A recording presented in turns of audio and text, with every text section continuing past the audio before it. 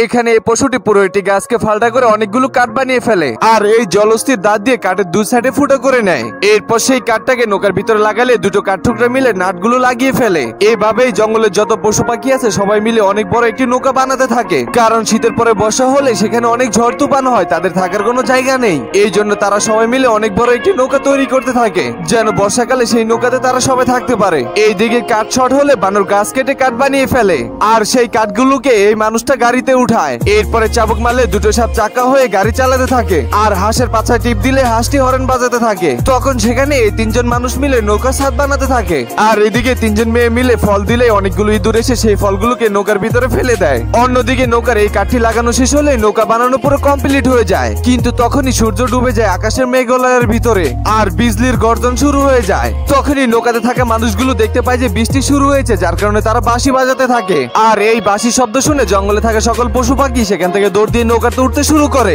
আর এই মানুষটা দাঁড়িয়ে দেখতেছিল যারা নৌকাতে উঠতেছে সবাই ঠিক আছে কিনা। এইভাবেই ধীরে ধীরে বাগানের যত পশু পাখি আছে সবাই নৌকাতে উঠতে থাকে। অন্যদিকে মহিলাটা চেক করতেছে বাগানের টিকটিকি, মাকড়সা ও মৌমাছি ইত্যাদি সবাই ঠিক মতো নৌকাতে উঠতে পারতেছে কিনা।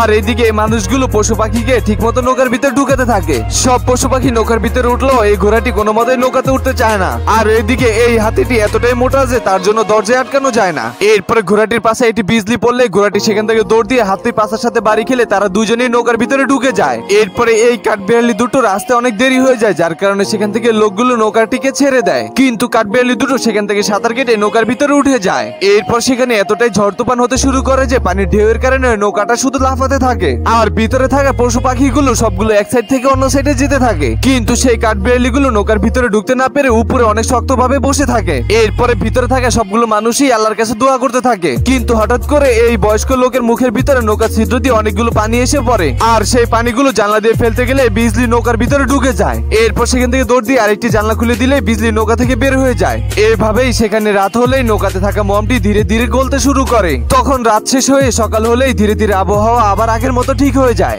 যার কারণে সূর্য একা একা হাসতে থাকে। কিছুক্ষণ পরেই সকল পশু পাখি নৌকা থেকে বের হয়ে দেখলেই তারা খুশিতে নাচতে শুরু করে। এরপরে নৌকা থেকে সিঁড়ি ফেললেই সেই কাঠবিড়ালি গুলো সবার আগে নেমে যায় আর সব পশু পাখি নৌকা থেকে আস্তে আস্তে নামতে থাকে। তো বন্ধুরা, আজকের পশু পাখির গল্পটি কেমন ছিল তা কমেন্ট করে জানিয়ে দিন।